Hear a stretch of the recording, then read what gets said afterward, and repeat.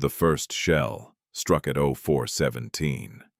Colonel Erhard Voss knew this because the chronometer inside his rebreather clicked once as the horizon turned white. For half a second, the world became a perfect negative of itself. Trenches, razor wire, artillery emplacements, ruined hab blocks, and the black silhouettes of thousands of Krieg soldiers appeared as pale scars against a burning sky. Then the sound arrived. It did not resemble thunder. Thunder belonged to worlds that still had weather. This was the sound of a continent being struck with a hammer. The earth beneath the 143rd Siege Regiment rose in a single violent wave. Men disappeared inside curtains of mud. Heavy stubbers toppled from firing steps. Sandbags burst. A chimera parked behind the second trench line flipped onto its side as though kicked by an invisible giant. Voss was thrown against the wall of his command dugout. His shoulder broke. He heard it break. He felt bone grind beneath his greatcoat. Around him, officers struggled to remain standing, while dust poured from the timber braces overhead. Nobody screamed.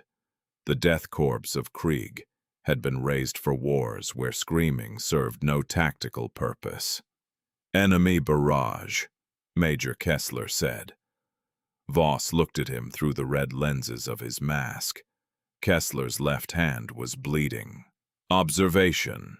Northeastern batteries, estimated 200 guns. Another impact shook the bunker. Correction," Kessler added. 300. Voss turned toward the tactical slate fixed to the wall. The planet was called Damasch IV. The city before them was called Harrowfall. The enemy occupied every district north of the river. The Imperium wanted it back. That was all the regiment had needed to know. 47 hours earlier, the 143rd had landed with 18,420 combat personnel, 312 artillery pieces, 91 armored vehicles, 640 heavy weapons teams, and enough ammunition for a siege expected to last 70 days. Their orders had been simple. Hold the southern approaches. Advance when ordered. Die if required. The Departamento Munitorum believed Harrowfall could be retaken within 10 weeks. The Death Corps believed nothing. Belief was irrelevant. There were only orders. Voss leaned toward the Vox officer. "Signal all battalions. Counter-battery pattern Sigma 9. Fire by coordinates only. Observation posts are expendable." The Vox officer nodded. "Confirmed." The bunker shook again. A ceiling beam split. Outside, the first guns of the 143rd answered. The earth began to tremble in a different rhythm. Imperial Earthshaker batteries fired from pits dug into the southern plains, their barrels recoiling like the limbs of enormous mechanical beasts. Shells screamed north over the trenches. Voss watched the tactical board. Red markers indicated enemy positions. Blue markers indicated his own. There were far more red markers. That did not concern him. At 5:02, the enemy infantry attacked. They came from the ruins under cover of smoke, tens of thousands of figures moving through the dawn. Heretics, former planetary defense forces, workers, militia, cultists, men and women who had renounced the Emperor and declared loyalty to something the interrogation reports called the Choir Beneath. Voss had read the report once. He had not found the name tactically relevant. The enemy wore scavenged armor and gray robes. Many carried autoguns. Others carried mining tools, axes, and improvised explosives. Some had symbols carved into their faces. 3 vertical lines intersected by a circle.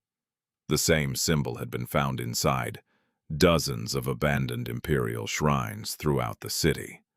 The ecclesiarchy called it blasphemy. The Krieg called it a target identifier. At 05:19, the first enemy wave reached the wire. The machine guns began.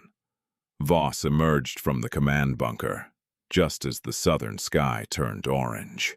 Thousands of laser guns fired from the trench line. Heavy bolters hammered, mortars coughed, enemy bodies piled against the wire. More climbed over them. Voss walked along the communication trench while shells exploded overhead.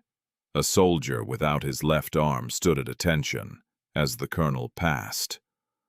"Return to the aid station," Voss ordered. "Combat capability remains, Colonel." "You cannot reload your rifle." The soldier looked down at his missing arm. "No, Colonel." "Then you are ammunition expenditure without corresponding enemy attrition." "Yes, Colonel." "Report to Medicae." "Yes, Colonel." The soldier turned and walked away. Voss continued north. At 05:43, the first trench was overrun. At 05:47, it was retaken. At 06:11, the enemy brought forward armored vehicles. At 06:15, Battery 17 destroyed 9 of them. At 06:19, Battery 17 ceased responding. At 06:26, a forward observer reported movement beneath the city walls. At 06:27, the transmission ended with a sound nobody could identify. Voss listened to the recording twice. It was not an explosion. It sounded almost like a bell, deep, metallic, far away. At 07:03, the enemy withdrew. The first attack had cost the 143rd approximately 900 men. The enemy had lost perhaps 6,000. Acceptable. Voss returned to his bunker. A clerk handed him casualty projections. At the current rate, the regiment could maintain full combat capability for 12 days. Harrowfall was expected to fall in 70. Voss marked the report. Acceptable. At 1100, orders arrived from Army Command. Advance 1 kilometer. Establish artillery observation. Prepare for assault on the southern Manufactorum district. Voss gave the orders. The 143rd advanced. They crossed a field where dead men lay so densely that boots rarely touched soil. Enemy snipers fired from broken towers. Krieg infantry marched forward. Mortar shells fell among them. Krieg infantry marched forward. A hellhound was struck by a buried charge and exploded. Krieg infantry marched around it. By 1420, the regiment had advanced 800 meters. By 1506, they had taken the abandoned rail embankment. By 1611, they discovered the first bunker. It was not on any Imperial map. Captain Holt of the 5th Company found the entrance beneath a collapsed transit station. The door was circular, black metal, no markings, no visible hinges, no access panel. Holt transmitted the discovery. Voss arrived 20 minutes later. Engineers were already examining the structure. "Age?" Voss asked. Lieutenant Arendt looked toward the exposed metal. "Unknown. Imperial. No recognized construction method. Enemy. No recent excavation." Voss looked down into the crater. The circular door was 3 meters across and partially buried under rubble. Something about it seemed wrong. Not dangerous, not threatening, wrong. Its surface was too clean. Everything on Damasch IV was covered in ash. The door had none. "Open it." Arendt hesitated, only for a fraction of a second. "Yes, Colonel." Melta charges were placed. At 1643, they detonated. The door did not move. At 1702, they tried again. Nothing. At 1731, tech priest Vorax arrived. He examined the surface for 11 minutes. Then he stepped backward. His mechanical limbs clicked against the rubble. This structure does not acknowledge the machine spirit. Voss looked at him, meaning, it does not respond. Then open it mechanically. I advise against interference. Voss stared through the priest's red optics. Your advice is recorded. Vorax tilted his head. You intend to continue. Yes. Why? Because the enemy occupied this city for 9 months and constructed defenses around an entrance they apparently could not open. Voss pointed toward the black circle. That means they considered it important. Vorax made a sound resembling static. Logical. At 1804, engineers began digging around the frame. At 1837, the enemy attacked again. The second assault was larger. Vox traffic filled with reports of movement through the ruins. Voss returned to the front line. Night descended. Flare shells turned the battlefield silver. The enemy came screaming this time. Not words, not prayers. A single continuous note. Thousands of voices repeating the same sound. Voss could not understand it. The Krieg soldiers did not respond. They fired. The battle continued for 6 hours. At 23:51, the enemy breached the center. At 0:12, the 3rd Battalion counterattacked. At 0:49, the trenches changed hands 3 times. At 1:33, Colonel Voss ordered artillery onto his own forward positions. At 2:14, Major Kessler was killed by shrapnel. At 2:47, Tech Priest Vorax reported that the buried door had opened. Voss received the message while kneeling behind a destroyed chimera. What? The structure opened without mechanical intervention. How? Unknown. Enemy activity? None. A shell exploded nearby. Voss lowered his head as fragments struck the vehicle. Seal it. I cannot. Why? The door is no longer present. Voss looked across the battlefield. Enemy infantry filled the ruins. The regiment was losing ground. Withdraw research personnel. Destroy the entrance. Colonel. What? There is something beneath us. The transmission dissolved into static. Then came the bell. Voss froze. The same sound as before. Deep, metallic. But now he felt it through the ground. One strike, then silence. At 03:09, every Vox channel on the battlefield opened simultaneously. No operator activated them. No command signal preceded it. Thousands of speakers crackled. A voice spoke. Not High Gothic, not Low Gothic, not any language Voss knew. 3 words, slow, calm, repeated once. Then the channels closed. The enemy stopped attacking. For exactly 13 seconds the battlefield became silent. Then every heretic soldier began running toward the Imperial lines. Not attacking, running. Many dropped their weapons. Some tore off their helmets. Some screamed. The Krieg opened fire. They died in thousands. At 03:31, the eastern defensive line collapsed beneath an enemy armored push. At 03:44, ammunition reserves at Depot 9 detonated. At 03:51, Army Command ordered the 143rd to hold its position. At 04:02, Voss learned there were fewer than 4,000 soldiers remaining combat capable. At 04:11, the enemy reached the command trench. Voss drew his last pistol. He had expected death many times. Krieg officers did not romanticize it. Death was logistics, a resource, an expenditure. If his death delayed the enemy by even several seconds, it was useful. At 04:15, the bunker door exploded inward. Major Kessler stood beside him. Voss looked at him. For one irrational second, he thought something was wrong. Then he remembered. Kessler had died.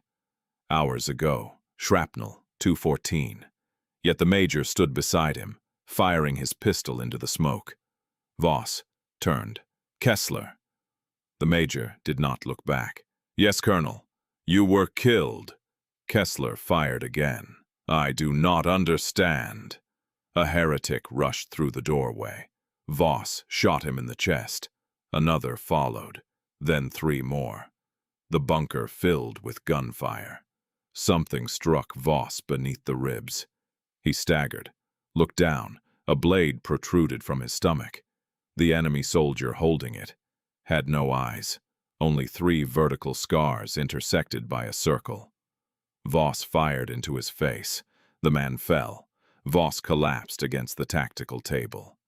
The chronometer inside his mask read 0416. Blood filled his mouth.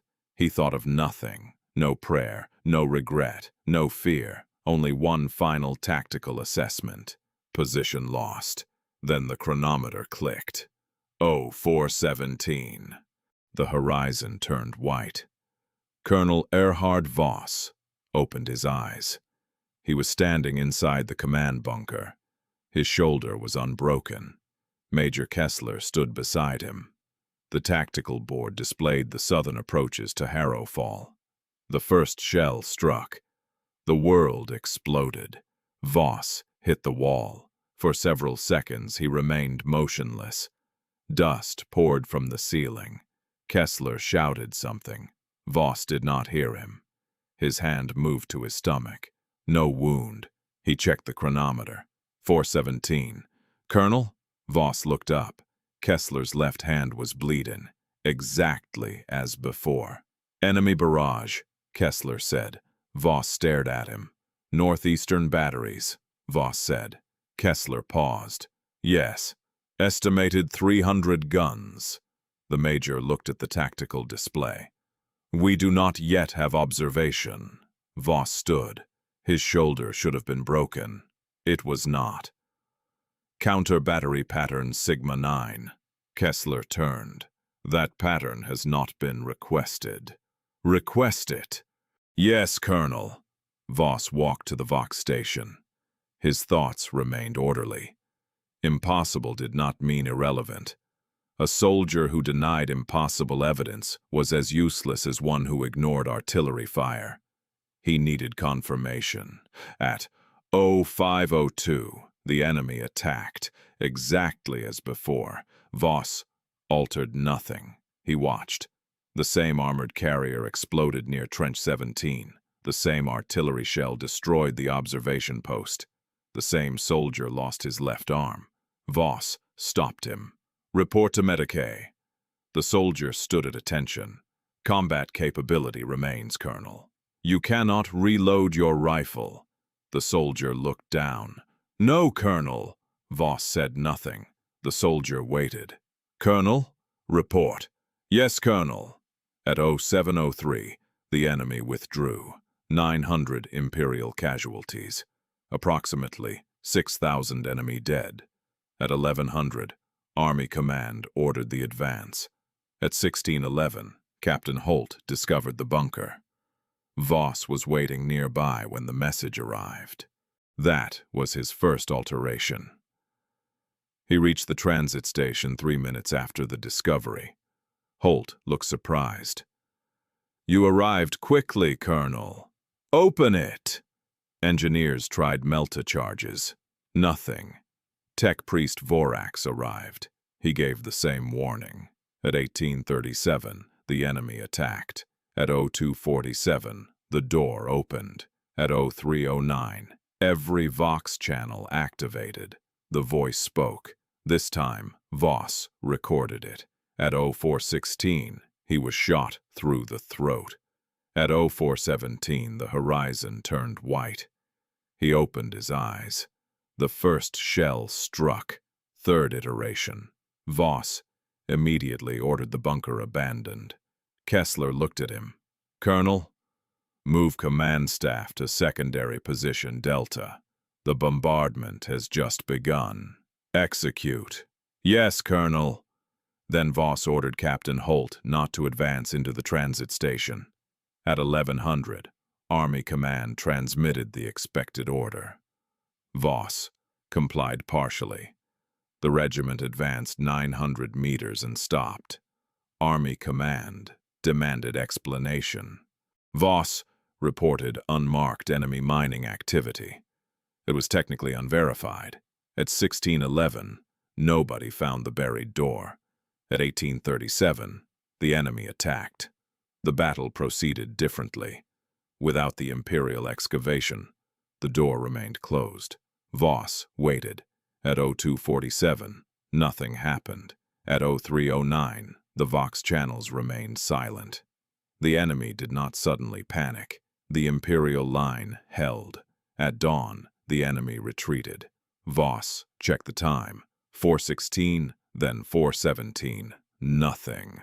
The horizon remained dark. The day continued. For the first time, Voss felt something close to relief. At 0900, Army Command ordered a renewed attack. At 1432, the 143rd entered the southern Manufacturum district. At 1810, they found the enemy's main defensive network. At 2141, casualties exceeded 6,000. The next morning, armored reinforcements arrived. The siege continued. 3 days passed, then 4, then 7. Voss began to believe the cycle had been broken. On the 9th day, the 143rd captured a heretic command post. Inside, they found no strategic maps, no ammunition manifests, no orders. Every wall had been covered in writing, thousands of lines. The same sentence repeated again and again. Tech priest Vorax translated parts using linguistic comparison. "What does it say?" Voss asked. Vorax's optical lenses tightened. "The syntax is irregular." "Translate." "It states, 'We remember the days you do not.'" Voss said nothing. Vorax continued. "There is another phrase. Read it. 'The dead army always returns first.'" Voss stared at the wall.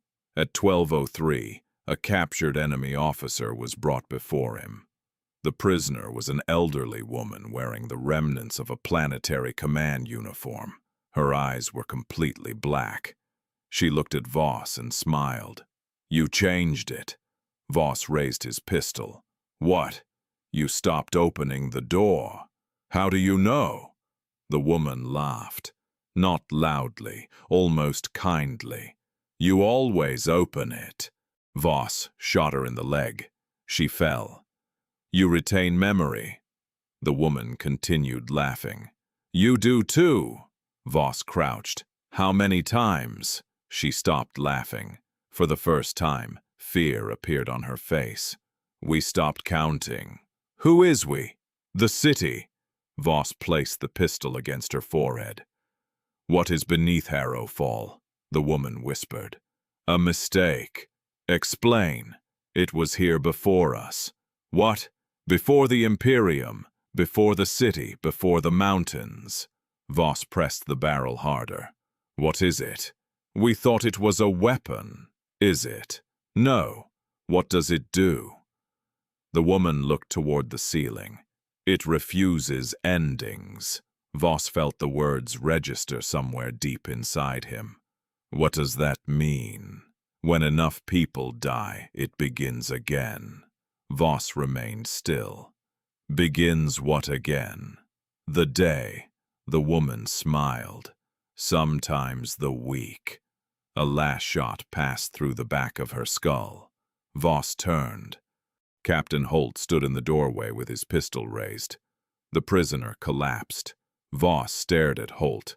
"Why?" Holt lowered his weapon. "She was attempting psychological contamination. I did not order execution."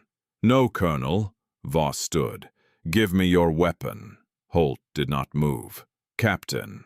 Holt raised the pistol. Voss fired first. The captain fell. Then the entire command post exploded. At 0417, the horizon turned white. Voss opened his eyes. First shell, fourth iteration. He did not move for 5 seconds.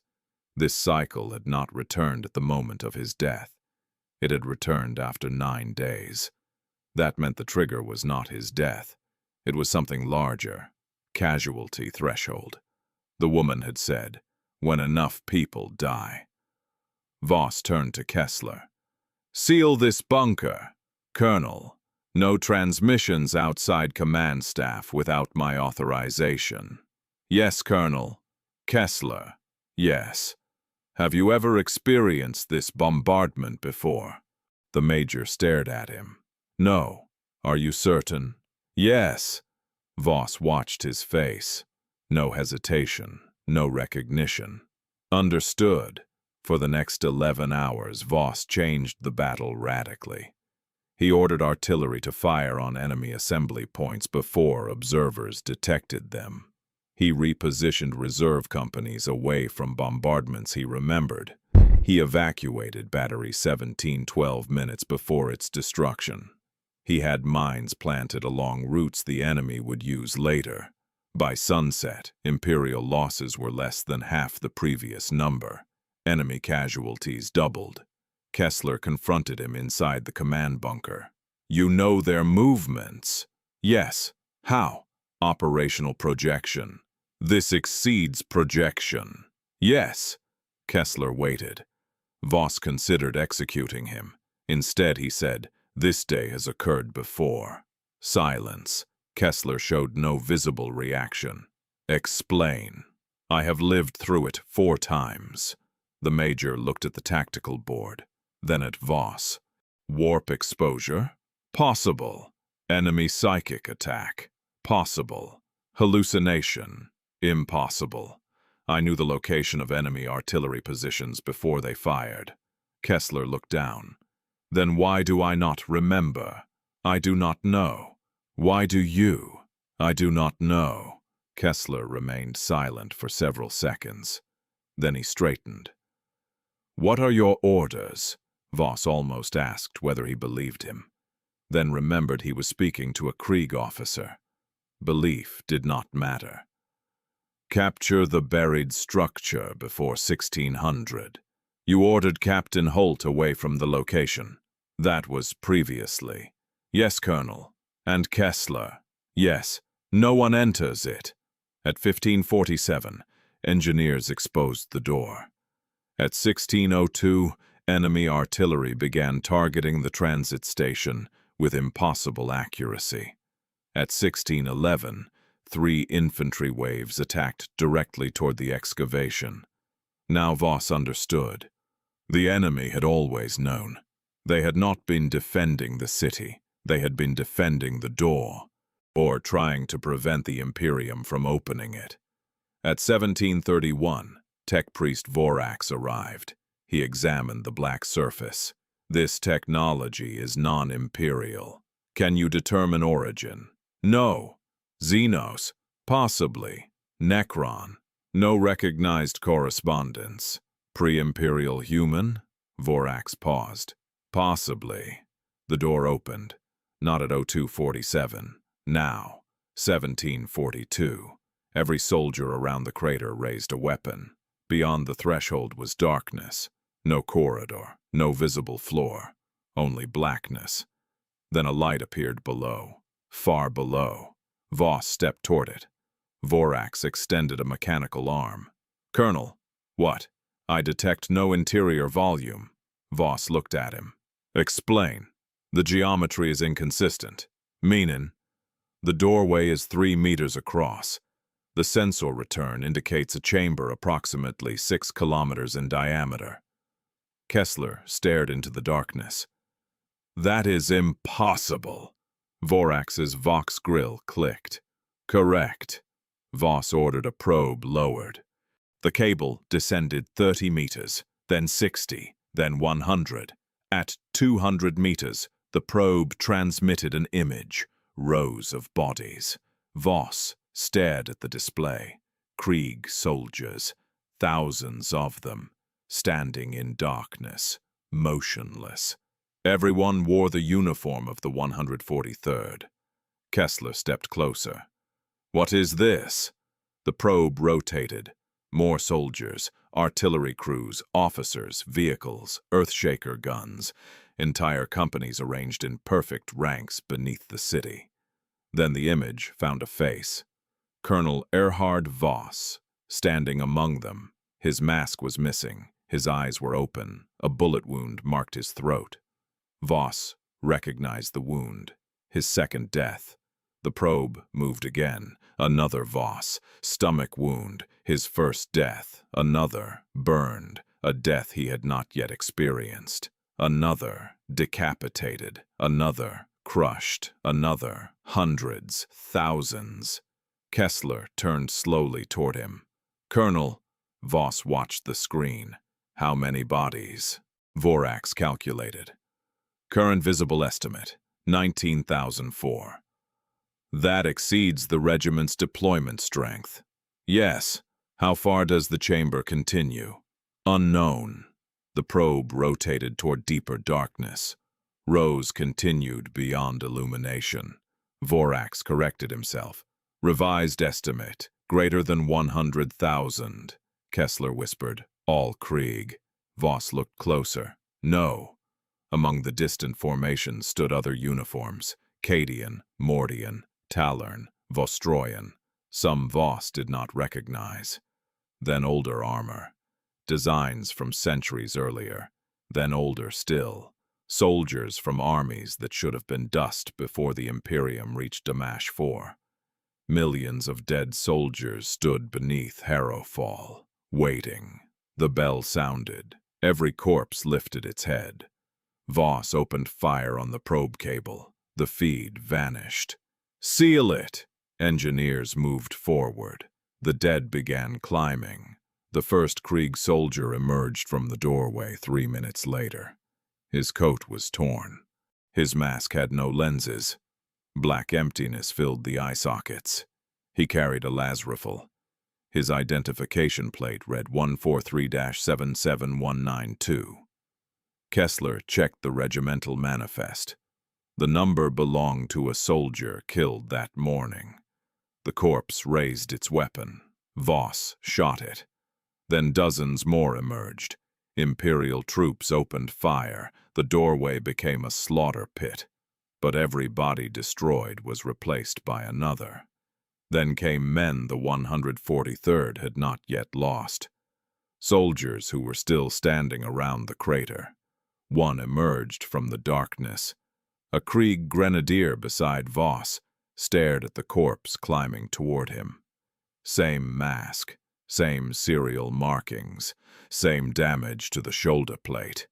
The living soldier shot his dead duplicate.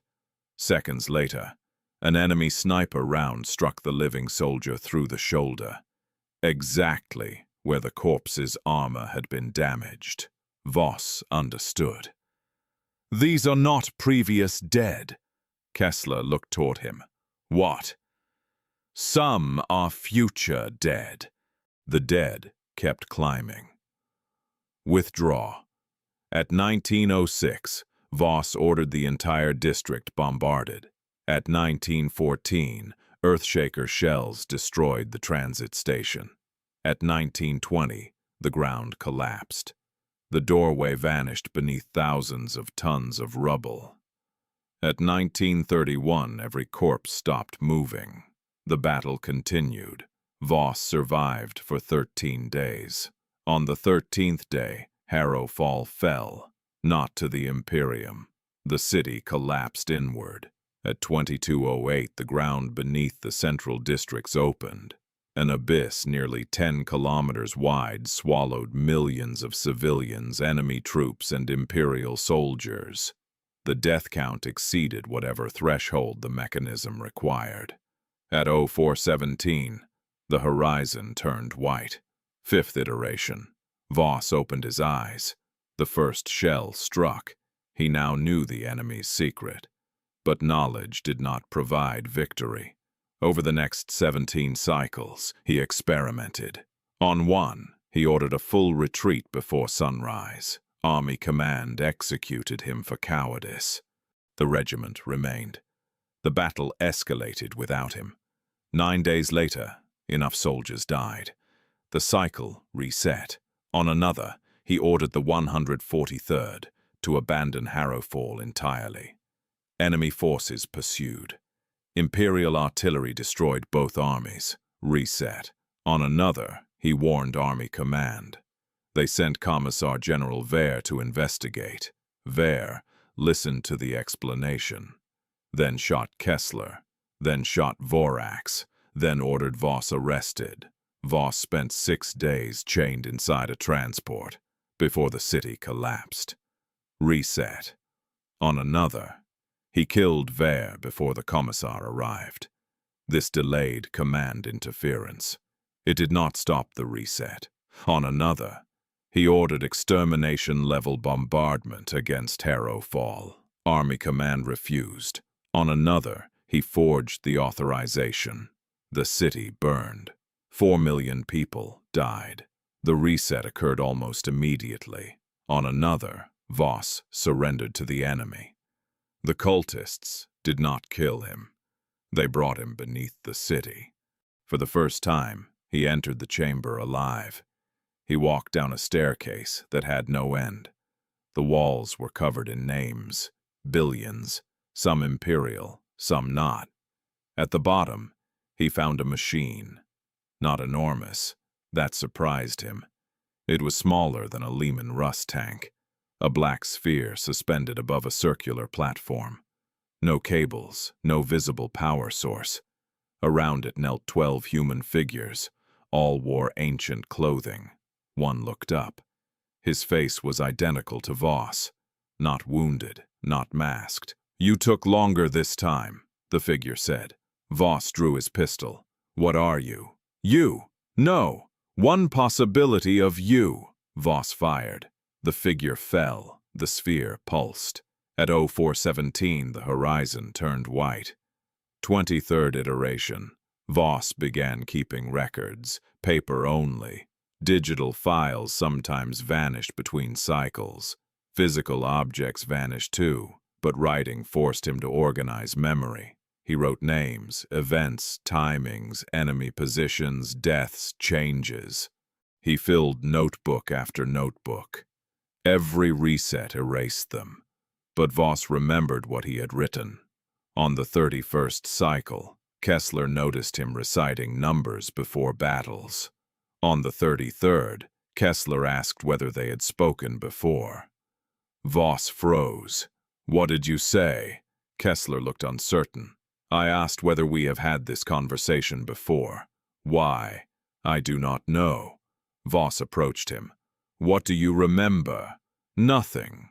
"Think." Kessler stood motionless, then touched his bleeding left hand.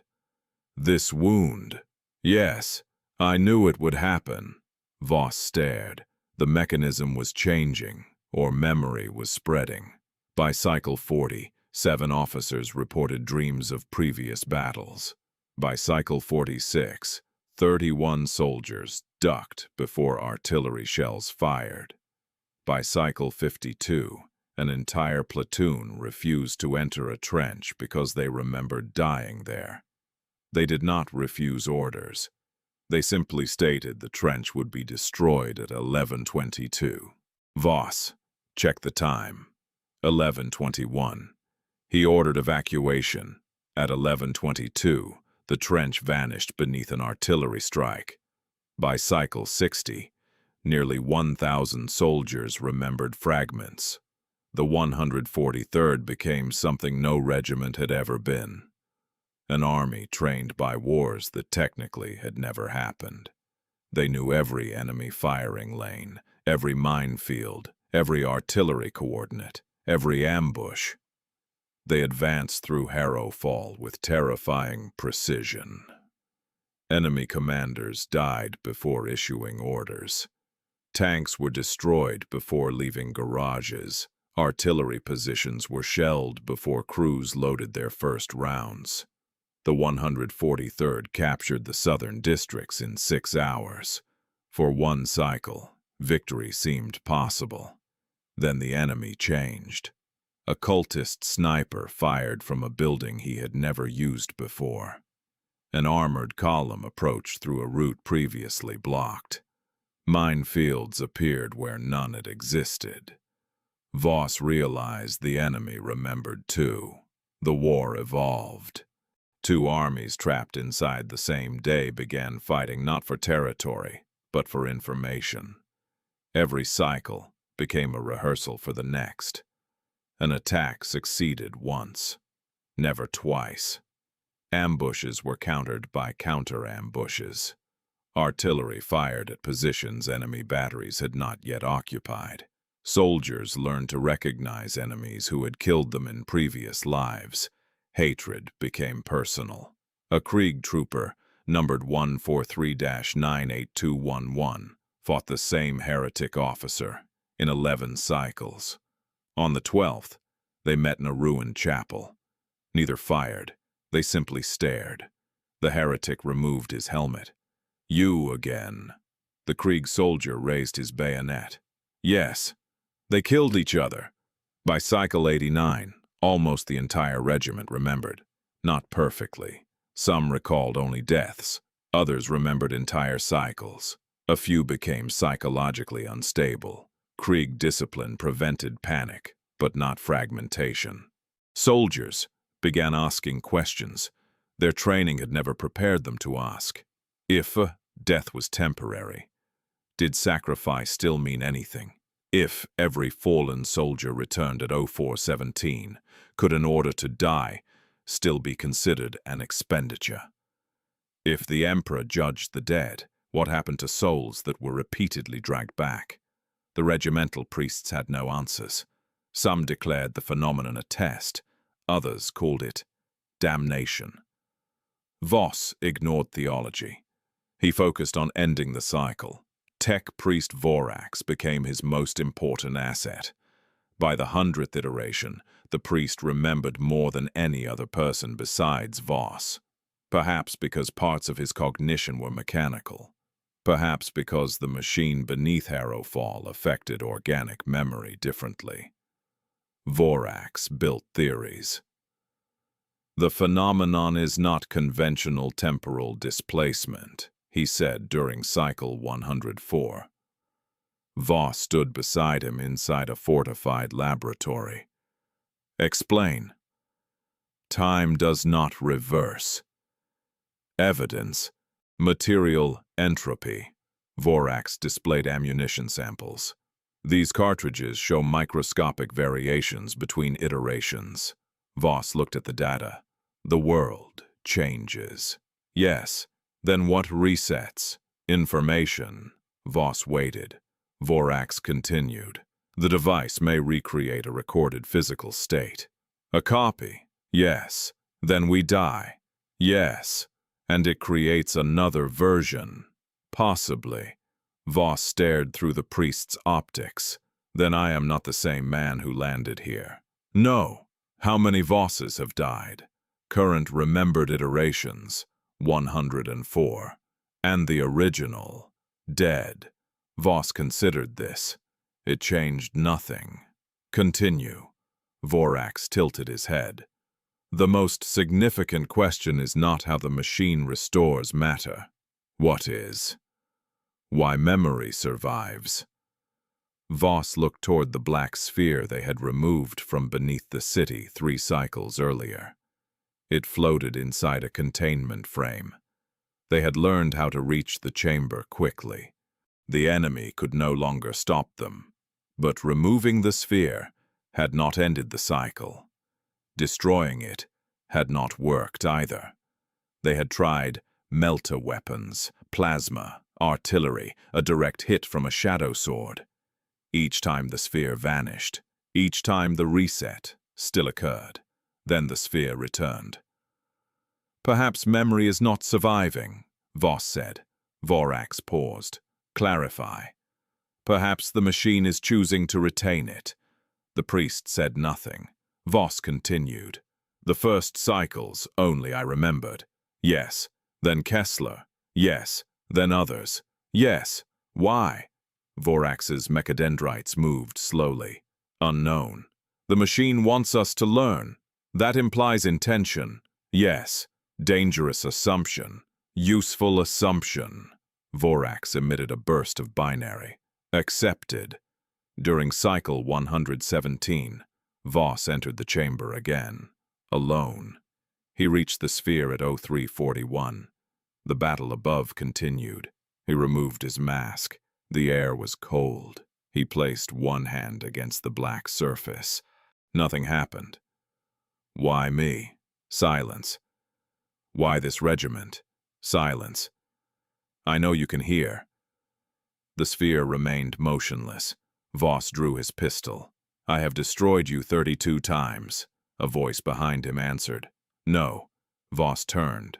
Major Kessler stood on the stair. You destroyed an expression. Voss raised his weapon. Kessler. The major removed his mask. His face was wrong. Too old. Hundreds of years old. You have asked why you remember. Voss fired. The shot passed through Kessler. The figure continued. Because you asked. Voss lowered the pistol slightly. What are you? A response. From the machine? Yes. What does it want? To finish. Then stop resetting the day. It cannot. Why? Because you continue dying. Voss stared. People die everywhere. Not enough. Enough for what? To maintain the breach. What breach? The figure smiled with Kessler's face. The Emperor's species believes time is a road. Voss said nothing. It is not. What is it? A wound. The figure stepped closer. And something is feeding through it. Voss fired again. No effect. What? You call it the warp. Voss felt his grip tighten. This is a warp device. No. A weapon against the warp. No. Then explain. The figure looked upward. The machine was built before your Imperium. Its creators observed a future event, a rupture, a moment when causality would become unstable across a significant region of this galaxy. The Great Rift. Later. Voss said nothing. Much later. When? The figure looked at him. After the throne becomes empty. Voss fired 3 times. The figure did not move. Blasphemy. Classification does not alter chronology. Voss stepped closer. What happens? The beacon dies. The Astronomicon. Yes. The Emperor. No answer is permitted. By whom? The machine. Voss looked toward the sphere. Why? Because knowledge changes probability. Then why tell me this? Because probability has already changed. The figure looked almost sad. The loop was not activated to save Harrowfall. Then why? To create you. Voss felt something he had not felt in decades. Fear, not of death, purpose. What am I supposed to become? The figure looked toward the stair. Above them, artillery shook the earth. A commander who cannot be surprised. Voss understood. No. You have lived 117 wars. No. You have commanded the same soldiers through victory, defeat, plague, betrayal, starvation, bombardment, and annihilation. No. You have learned enemy behavior across possibilities. No. You are becoming what was required. Required for what? The figure whispered. The war after the Emperor. Voss shot himself. At 0417, the horizon turned white. Cycle 118. Voss opened his eyes. He immediately arrested Kessler. The major did not resist. Inside the bunker, Voss placed his pistol on the table. What did you tell me beneath the city? Kessler stared. I have not entered the city. You were there. Another iteration. Yes. What did I say? Voss watched him carefully. Nothing. Kessler understood the lie. You do not trust me. No. Appropriate. Voss leaned closer. The machine used your face. Kessler remained silent. Why? I do not know. Voss studied him, then released him. For the next 30 cycles, Voss refused to enter the chamber. Instead, he tried to break the mechanism by reducing deaths, evacuation, negotiation, withdrawal, ceasefire. On cycle 126, he contacted the heretic commander directly. The enemy leader called himself Preceptor Nal. They met in no man's land. Both sides remembered enough by then to understand the futility of ordinary battle. Nal was a thin man with metal implanted around his skull. "You finally requested discussion," Nal said. "You knew I would." "No. You remember cycles?" "Yes. How many?" "All of them." Voss stared. "From the beginning. Before you arrived. That changed everything. How long has the city been repeating?" Nal smiled. "You think your regiment began this?" Voss said nothing. "We fought the same uprising before your ships entered orbit." "How many cycles?" "I do not know." "Estimate." "Thousands." Voss looked back toward Imperial lines. "You remember them all?" "Yes." "How?" "The choir chose 12 of us. The machine. We call it the choir because we hear its previous users." "Previous users?" Nal looked toward Harrowfall. "Every army that has ever been trapped here." Voss remembered the chamber filled with dead soldiers. "How old is it?" "Older than humanity." "Xenos?" "Perhaps." "Why did you rebel?" Nal laughed quietly. "You still think this began as rebellion?" "You killed Imperial officials. They tried to excavate the chamber. You could have warned them. We did. They ignored you. They called us heretics. Were you?" "Eventually." Voss understood. Cycles, years, centuries of remembered deaths. Faith would erode. Loyalty would mutate. "What are you trying to do?" "Keep the door closed." "Why attack us?" "Because you always open it." "I can order otherwise." "You did." "How do you know?" Nal's expression changed. "The cycles you remember are not the only cycles." Voss felt the battlefield become distant. "What?" "The machine does not repeat one sequence." "Explain." "It explores. Possibilities." "Yes." "How many?" Nal looked toward the city. "All it can reach." Voss thought of Vorax's theory. Not reverse time, reconstruction, simulation, branches.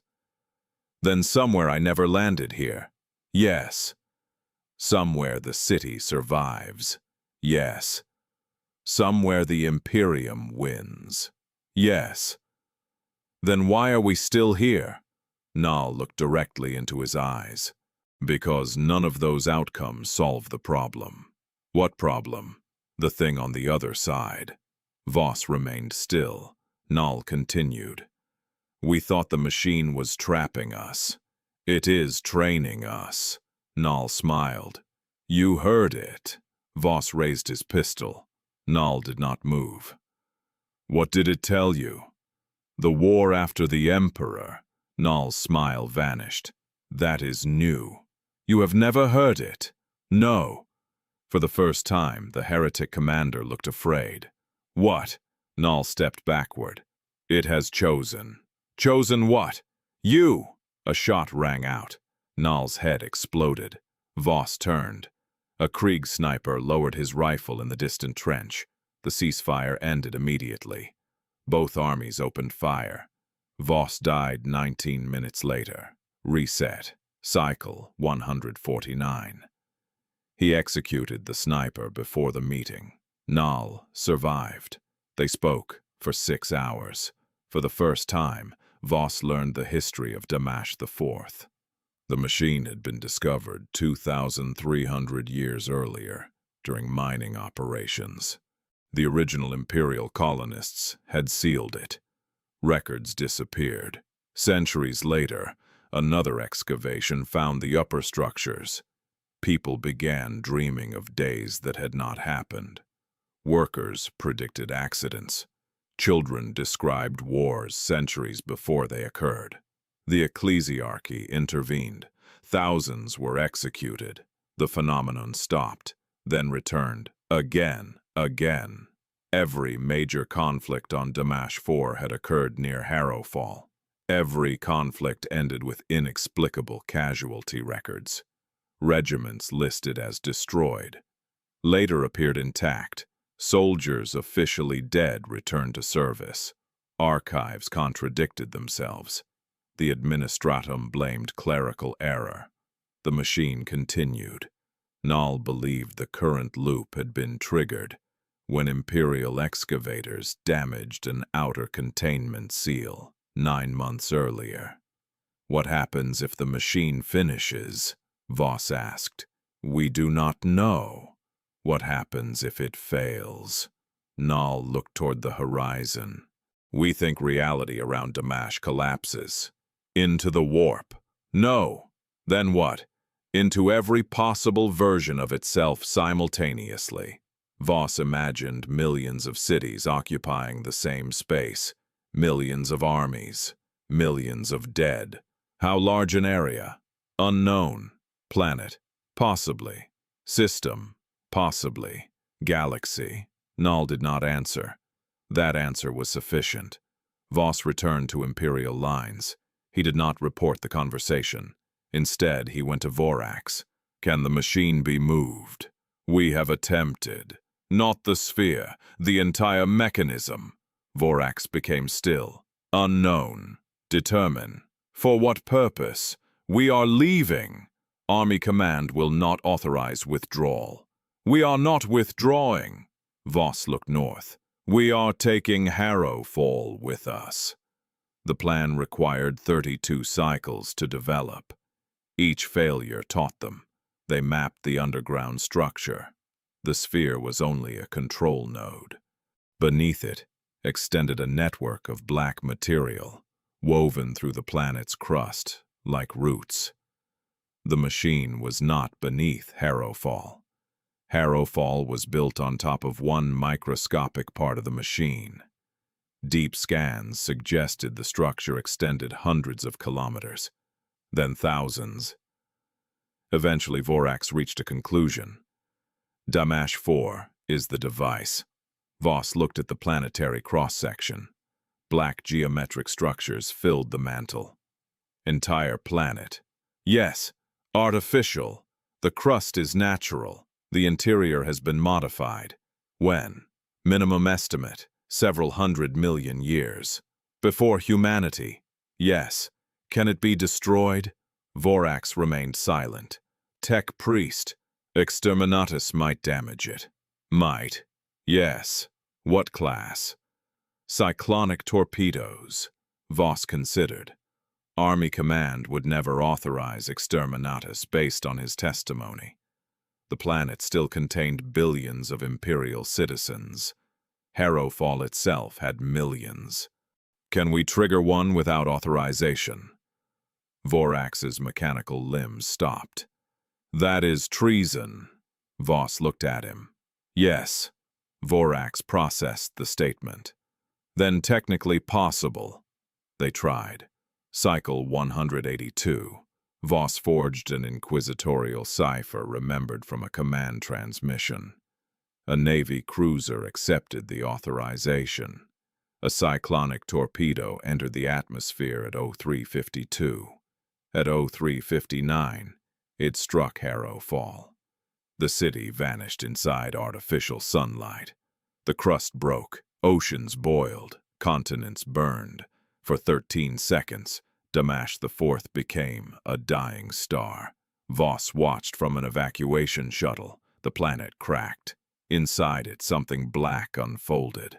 Not destroyed. Awakened. The machine emerged from the disintegrating world. It was enormous. A lattice surrounding the planetary core. The black sphere had been one component among billions. The lattice pulsed. Every star disappeared. At 0417, the horizon turned white. Cycle 183. Voss opened his eyes. Exterminatus fails. he said. Kessler nodded. We expected that. Most senior officers remembered now. Nobody asked how Voss knew. They had become accustomed to impossible reports. What next? Kessler asked. Voss looked at the chronometer. Again. By cycle 200, the 143rd. No longer behaved like a conventional regiment. Orders were issued based on remembered timelines. Soldiers carried personal death records. Some had died hundreds of times. Marks began, appearing on armor, not on us, counts. One line for every remembered death. Certain veterans had no space left. The regiment's priests tried to prohibit the practice. Voss allowed it. The markings served tactical value.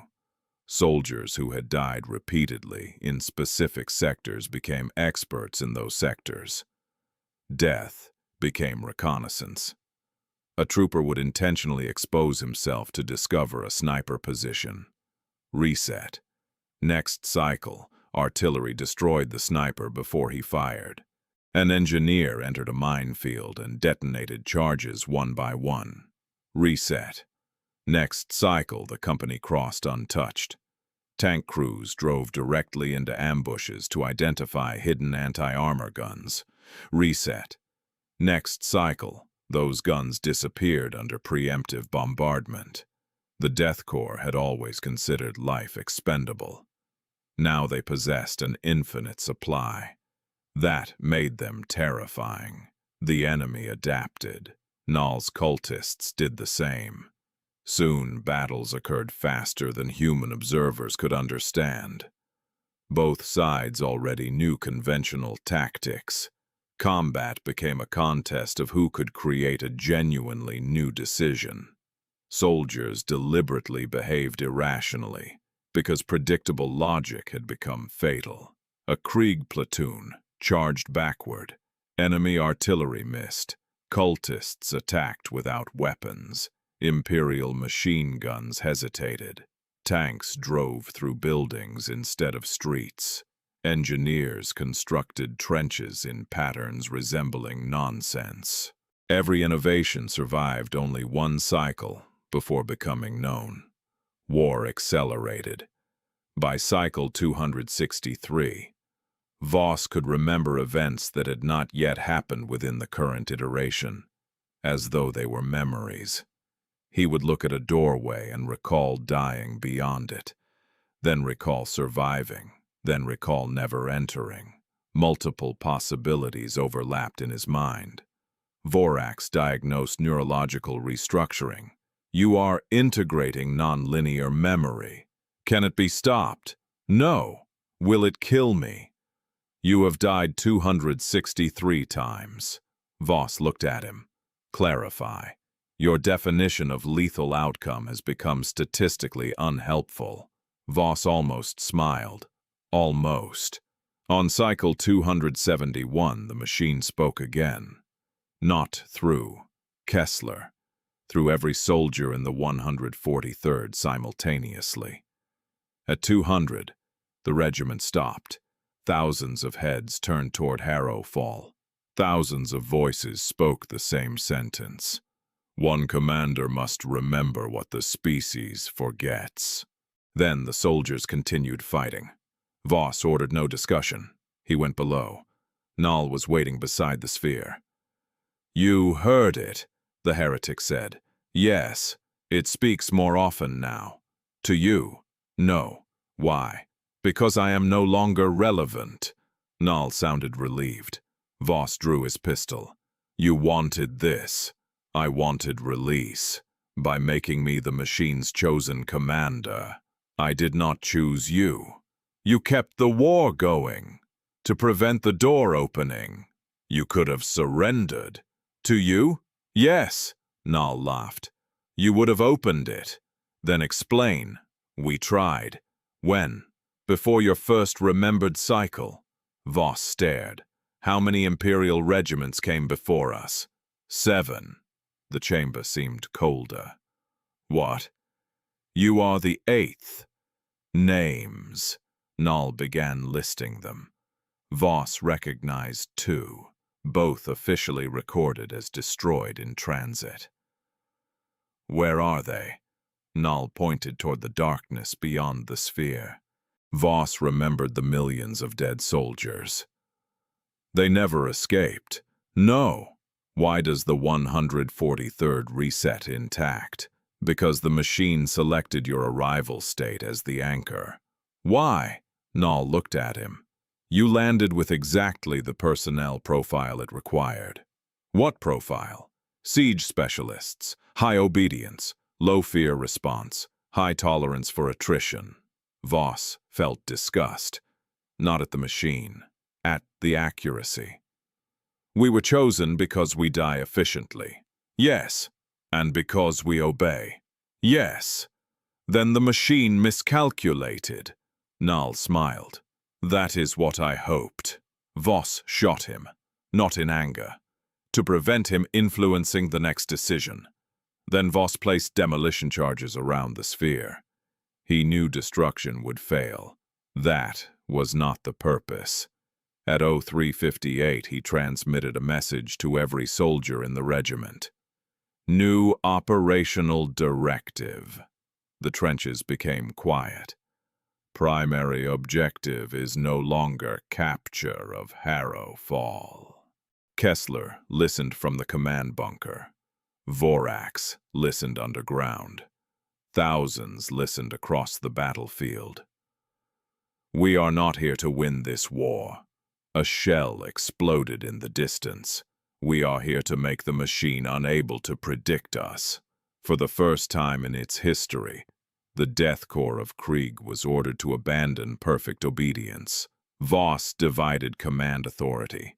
Companies received goals but no methods. Platoon officers were told to improvise. Individual soldiers could ignore doctrine if doing so created an unrecorded outcome. The result was chaos. Imperial casualties surged. Positions collapsed. Artillery fired late. Orders contradicted one another. The regiment looked broken. The enemy advanced confidently, then discovered the danger. No cycle had prepared them for an army behaving without central pattern. Krieg soldiers normally moved like components in a machine. Now they became individuals. A squad abandoned a strategic trench and infiltrated a sewer. Another captured an enemy command post without orders. A tank commander used his Lehman Russ as a bridge across a collapsed avenue. Artillery crews rotated guns 90 degrees and fired at buildings outside assigned sectors. A medic led a bayonet charge. A wounded trooper stole an enemy vehicle and drove it into Harrowfall Cathedral. Nothing made sense. For the first time in hundreds of cycles, Null's forces panicked. The 143rd reached the central chamber at 0337. Voss arrived with fewer than 300 soldiers. Null waited beside the sphere. He was wounded. "You changed them," he said. "No." Voss removed his mask. "They changed themselves." The machine pulsed. The bell sounded. The sphere opened, not mechanically. Its surface unfolded into thousands of black geometric petals. At the center was light. Voss saw Terra. Not present Terra, a future Terra. The Imperial Palace was dark. The Astronomicon was gone. Ships burned above the planet. Something enormous moved through the warp, where the beacon had once shone. Voss saw space marines fighting space marines. He saw worlds cut off. He saw Imperial fleets navigating by dead stars. He saw black fortresses surrounding Sol. He saw armies wearing symbols that did not yet exist. He saw Krieg, millions of Krieg, marching across Terra. Then he saw himself, not as colonel, older, armor covered in campaign marks, standing before an army larger than any he had known. The vision changed. Another future. Terra destroyed. Another. Terra consumed by warp storms. Another, humanity fractured into thousands of empires. Another, the Emperor rising from the Golden Throne. Another, the throne empty. Another, something sitting upon it that was not human. Possibilities flashed faster. Millions, billions. The machine was not showing prophecy. It was calculating war. Voss understood. The loops were not punishment. They were data. Every battle, every death, every choice. The machine was using the 143rd to model human warfare, to create a commander capable of navigating a future no deterministic system could solve. And when the process was complete, it intended to send that commander forward, not physically, memory, experience, a mind built from thousands of wars inserted into some future vessel. Voss looked at the sphere. No! The light changed. A voice filled his skull. The species requires continuity. No!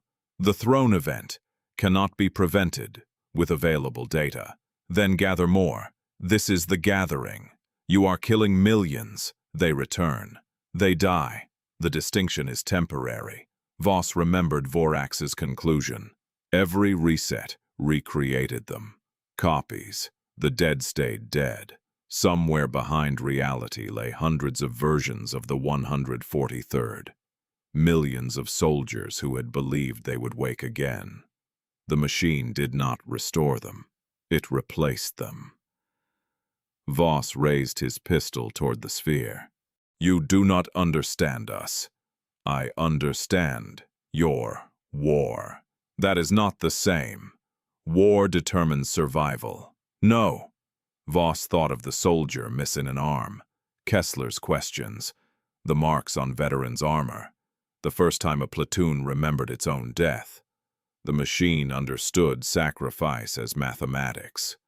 Krieg had once done the same. Perhaps that was why it chose them, because they were closest to machines already. But across hundreds of deaths, something had changed. Soldiers who had once accepted death without thought now remembered every death, and memory gave death weight.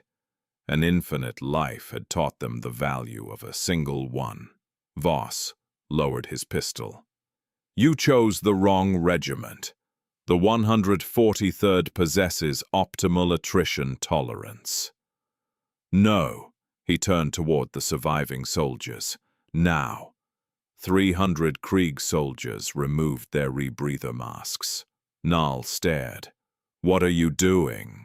Voss inhaled the contaminated air. The atmosphere beneath Harrowfall contained toxins from centuries of industry. Not immediately lethal. That was not the point. Each soldier looked different. Young, old, scarred, pale, human. For hundreds of cycles they had been identical masks. Anonymous resources. The machine had modeled them as units, numbers. Now the chamber filled with faces. Voss spoke. State your names. The nearest trooper hesitated. Krieg soldiers rarely used names. Jonas Rahl, another. Edric Vale, another. Marlon Haas. One by one, soldiers spoke. Names. Some had never spoken them aloud since recruitment. The machine pulsed. Identifiers are irrelevant. Voss looked toward the sphere. That is why you will fail. He turned toward Kessler. The major removed his mask. Armin Kessler. Vorax clicked forward. The tech priest's organic voice emerged beneath static. Designation before ordination. Lucian Vorax. The sphere brightened. Behavioral variance increasing. Yes, Voss understood now. The machine predicted armies because armies followed doctrine. It predicted individuals poorly. It had trained them through repetition, but repetition had created self-awareness. The more they remembered, the less predictable they became. Every soldier chooses his own target, Voss ordered. No firing pattern, no command sequence. 300 weapons opened fire independently. Last bolt struck the chamber. Grenades detonated, plasma burned, melta beams carved through black structures. The sphere did not break, but the machine's light flickered. Outside, the entire city shook. Nal laughed. "You cannot destroy it." Voss looked at him. "I know. Then what are you doing? Giving it too many possibilities." The soldiers scattered. Some fired. Some stopped. Some ran deeper into the chamber. Others climbed the stairs. A grenadier dropped his weapon and simply stood still. A sergeant began dismantling a wall panel. Kessler shot the floor. Vorax transmitted random binary into the machine. Nal stared in confusion. That confusion was the point. The machine processed. The chamber shifted. For the first time, the reset began before 417. White light appeared around them. Voss felt the familiar pull. He shouted, "Remember your names!" The horizon turned white. Cycle 272. The first shell did not strike. Voss opened his eyes. Silence. He stood inside the command bunker. Chronometer, 0417. Kessler stood beside him. His hand was not bleeding. Outside, dawn spread over a battlefield that had not yet begun. Voss waited. 418, no shell. 419, nothing. A Vox operator looked toward him. "Colonel?" "Yes. We have received a transmission from Harrowfall." Voss turned slowly. "Source? Enemy command. Content." The operator hesitated. "They are requesting surrender." "Whose?" "Theirs." Voss walked outside. Thousands of Krieg soldiers stood in the trenches. No artillery, no gunfire. Across no man's land, white flags appeared among the ruins. The loop had changed. Not ended. Changed. Voss looked at his soldiers. Some touched their masks. Some looked around as if waking from a dream. "Kessler." "Yes, Colonel. Do you remember?" The major remained silent, then removed his mask. "Armin Kessler." Voss felt something close to relief. "You remember. All of it." Across the trench, soldiers began removing masks. Names passed quietly from one man to another. Jonas Rahl, Edric Vale, Marlene Haas. They remembered. At 0600, Preceptor Nal entered Imperial lines under truce. He looked exhausted. "How many?" Voss asked. Nal understood. "Enough. Is the machine inactive?" "No." "What changed?" "It cannot reset." "Why?" Nal smiled weakly. "It cannot determine which version of us to restore." Voss looked toward Harrowfall. "Then it is trapped. Temporarily." "How long?" "No idea." Voss ordered Army Command contacted. For the first time in hundreds of remembered days, the 143rd received new orders. Advance. Accept enemy surrender. Secure Harrowfall. The regiment entered the city without firing. Citizens emerged from shelters. Many remembered. Some did not. Children watched the Krieg march past. One little girl pointed at Voss. "I saw you die." Her mother pulled her away. Voss continued walking. At the transit station, the black door stood open. He descended. Kessler and Vorax followed. The chamber no longer contained armies of dead, only empty darkness. The sphere remained at the center, closed, silent. Voss approached. A single line of high Gothic appeared across its surface. Vorax translated. "The commander is incomplete." Voss stared. Then another line appeared. "The throne event remains." Kessler looked toward him. "What does that mean?" Voss remembered the dark Imperial palace, the dead Astronomicon, the impossible war. "It means this was not the war." The sphere displayed one final message. Preparation Phase 1 complete. Then every light in the chamber died. Army Command declared Harrowfall secured 14 hours later. The surviving enemy population was placed under arrest. Inquisitorial representatives arrived within 3 days. They sealed the underground structure. They interrogated Voss. He told them almost nothing. The official report described widespread psychic contamination caused by heretical technology. Casualty records listed 2,811 dead. Voss knew that number was meaningless. The 143rd remembered millions of deaths. Some soldiers remembered dying more than 300 times. Others retained fragments of battles that, according to current reality, had never occurred. Army psychiatrists recommended disbandment. The Monitorum refused. The regiment had suffered only 15% official losses. Operationally, it remained effective. That assessment was correct. It was more effective than any regiment had the right to be. The 143rd could predict artillery patterns from sound alone. Veterans reacted to ambushes before conscious thought. Officers planned campaigns with an instinct that bordered on precognition. Soldiers occasionally recognized enemies they had never met. 6 weeks after Harrowfall, the regiment was reassigned. New war, new planet, new enemy. Voss stood inside the troop bay of the transport as orbital descent began. Kessler sat opposite.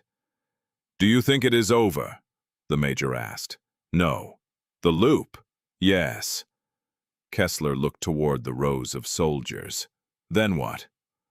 Voss removed a small object from his coat, a piece of black material. He had taken it from the chamber. Vorax had examined it repeatedly. No known composition, no measurable energy, until that morning. At exactly 4:17, it had become warm. Voss held it between gloved fingers. 3 lines appeared across the surface. Coordinates. Not Damasch IV. Not anywhere near it. Kessler read them. "That system is beyond the current front." "Yes." "Why would the machine give us coordinates?" Voss looked through the transport's small viewport. Below them waited another battlefield, another Imperial world, another war that would consume thousands. He thought of the vision. Terra without the Astronomicon, the empty throne, armies not yet born. "It is not giving us coordinates." "What then?" Voss closed his fist around the fragment. "Orders." The transport shook as it entered atmosphere. Red warning lights illuminated the soldiers. Rebreather masks were secured, weapons checked, bayonets fixed, the familiar ritual. But not the same soldiers. Never again the same soldiers. Each carried memories of lives that had never existed. Each knew death more intimately than any mortal should. And each now understood something the Death Korps had spent centuries trying to erase. A soldier was not ammunition. A life was not merely expenditure. Sacrifice mattered precisely because it could not truly be undone. The machine beneath Harrowfall had needed hundreds of wars to teach them that, or perhaps they had taught it. Voss did not know which possibility disturbed him more. The pilot's voice came through the troop bay. 2 minutes to deployment. The soldiers stood. Thousands of times Voss had watched them stand. Thousands of times he had ordered them into fire. Thousands of times they had died. But this time there would be no return to 417. No white horizon, no second attempt, no correction. The thought should have made them weaker. Instead, the regiment seemed more dangerous than it had ever been. Kessler placed his mask over his face. "Orders, Colonel." Voss looked down the rows of men. He knew many of their names now. He had made himself learn them. "Complete the mission." Kessler nodded. The rear ramp began opening. Cold air flooded the bay. Below, artillery flashed across a new horizon. Voss fitted his rebreather. The fragment inside his coat pulsed once. For a fraction of a second, words appeared inside his visor, despite no connection to the display. Phase 2. Voss stopped. The message vanished. Kessler noticed. What? Nothing. The ramp struck the ground. Gunfire filled the air. The 143rd advanced. Far away beneath the dead city of Harrowfall, the black sphere awakened. No guards noticed. No sensors detected it. No tech priest heard the first bell. Across its surface appeared a map of the galaxy. Thousands of points of light flickered. Some represented wars occurring now. Others represented wars centuries away. One point burned brighter than all the others. Terra. The machine focused on it. Probability branches multiplied. Billions became trillions. Most ended in darkness. A small number continued. In nearly every surviving branch, the same regiment appeared. The 143rd Siege Regiment. The machine observed, calculated, waited. Then, for the first time since the species that created it had vanished from the galaxy, it produced a result it had never encountered before. Unknown, deep within mechanisms older than humanity, processes accelerated. The machine examined the variable responsible. Not artillery, not fleet strength, not technology, not the warp, not the Emperor. Individual choice. The concept resisted prediction. The Death Korps had introduced it into the model like a virus. The machine attempted to remove it. The surviving futures disappeared. It restored the variable. Some futures returned. The calculation continued. On a battlefield light years away, Colonel Erhard Voss walked through artillery fire.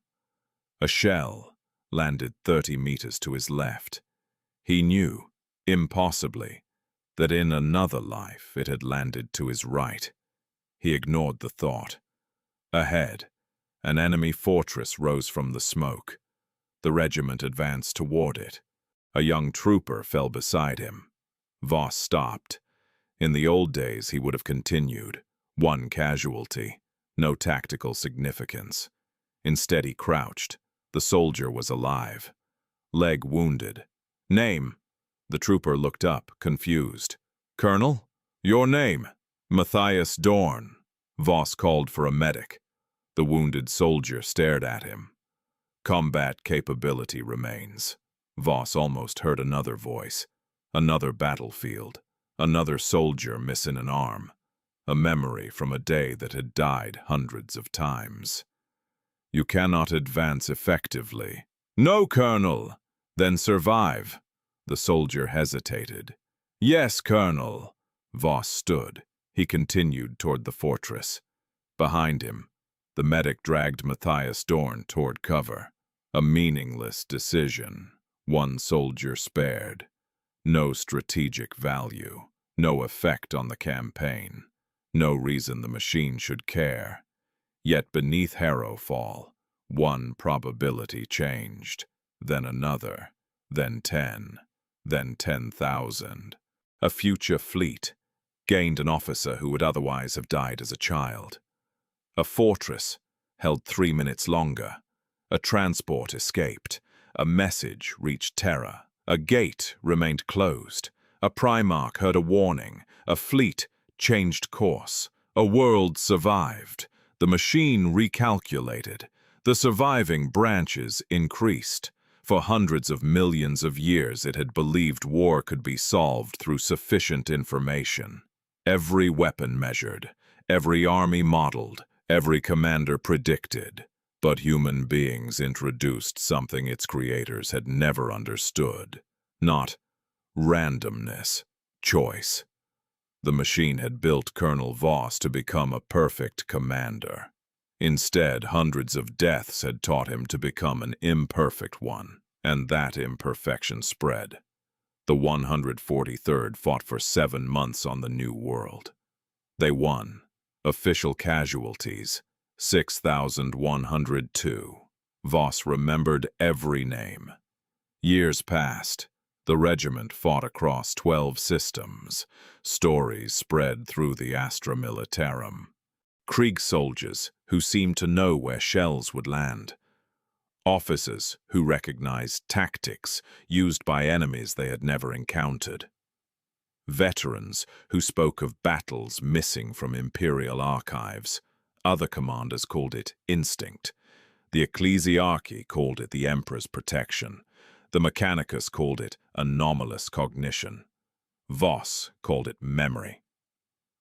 He never returned to Damasch IV. Not physically. But every morning at 04:17 he woke. No matter the planet, no matter the local time cycle. His eyes opened. For 1 second he expected the horizon to turn white. It never did. Then 27 years after Harrowfall, the fragment spoke again. Voss was old. Rejuvenate treatments had preserved his body, but not entirely. His greatcoat carried campaign seals from wars most soldiers knew only through history lectures. Kessler was dead, this time permanently, killed during the siege of Varnak Prime. Vorax had vanished into Mechanicus custody 11 years earlier. The 143rd had been rebuilt many times. Only 43 soldiers remained who had experienced Harrowfall. Voss sat alone inside his command cabin. 417. The fragment became hot. Coordinates appeared. Sol. He stared. Then words. The throne event has accelerated. Voss stood. The fragment projected an image into the air. The golden throne. He had never seen it. Yet he recognized it immediately. Numbers surrounded the image. Probability collapse. Temporal instability. Warp density. Casualty forecasts. Then a date. Voss read it twice. 31 years in the future. A second line appeared. Current model survival. Probability. 0.000031%. Voss said nothing. A third line. With command. Variable. 0.00412%. He almost laughed. Still nearly impossible, but more than 100 times better. You still want me? The fragment warmed. Yes. Voss looked toward the stars outside his viewport. I will be dead by then. Irrelevant. Voss narrowed his eyes. What does that mean? The fragment displayed something that made him reach instinctively for his pistol. A human brain. Not his current brain. A pattern. A preserved cognition map. His memory. All of it. Every cycle. Every battle. Every death. The machine had been recording him since Damasch IV. You intend to copy me? Yes. Into what? No suitable vessel yet exists. Then you are waiting. Yes. For 31 years. Yes. Voss sat slowly. The machine had never needed him alive, only complete. That was why it called him incomplete at Harrowfall. Every war since then had added data. Every choice, every soldier saved or sacrificed, every mistake, every victory. He understood the horror of it, and the opportunity. You cannot predict individual choice. Correct. Then you cannot guarantee the copy obeys you. Pause. Correct. Voss smiled for perhaps the first time in years. Good. The fragment cooled. He placed it inside a sealed ammunition box. Then opened a paper journal. Physical ink. Old habit. He began writing. If some future copy of Erhard Voss awakened after the Golden Throne failed, he wanted that thing to know something the machine might not include. He wrote about Kessler, Vorax, Jonas Rahl, Edric Vale, Marlene Haas, Matthias Dorn. He wrote their names, not tactics, not casualty figures, not victories, names. At the bottom of the final page, he wrote one sentence. You are not the commander, because you remember how they died. You are the commander because you remember that they lived. Voss closed the journal. Years later, he died during an ordinary campaign. No prophecy, no final revelation, no great enemy. A mortar shell struck the command trench. Colonel Erhard Voss died at 04:16 for one impossible second. His last thought was that the timing seemed appropriate. Then darkness. At 04:17, nothing happened. No white horizon, no return. His death remained. 31 years later, beneath the Imperial Palace on Terra, alarms began sounding around the Golden Throne. Systems older than nations failed one after another. Astropaths screamed. Custodes sealed corridors. Tech priests recited emergency canticles not spoken since the Horus heresy. Across the galaxy, navigators looked into the warp and watched the Astronomicon flicker, once, twice, then disappear. On thousands of worlds, night became absolute. Inside a forgotten vault beneath Harrowfall, the black sphere opened. The bell rang.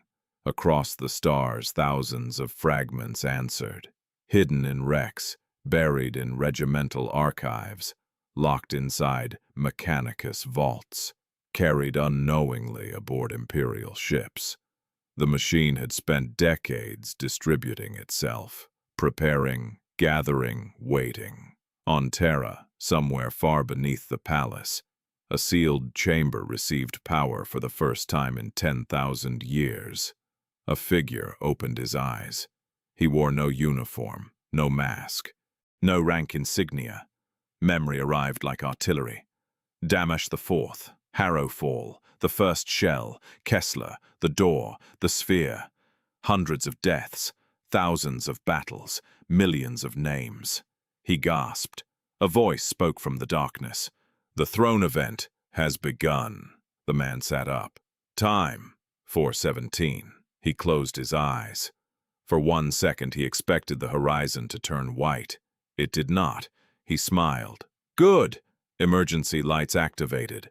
A black Krieg greatcoat hung beside the chamber. On top of it rested an old paper journal. The man opened it. He read the final sentence. Then he dressed. Outside the sealed chamber, Terra was beginning to die. Fleets screamed for orders. Astropaths burned. Warp storms expanded. Billions looked toward a sky where the Emperor's light had vanished. The machine spoke again. Command required. The man fitted a rebreather mask over his face. Designation. The machine paused. Colonel Erhard Voss. He shook his head. That man died. Then he opened the door. Beyond it waited the war the machine had spent centuries preparing him to fight. The war after the Emperor.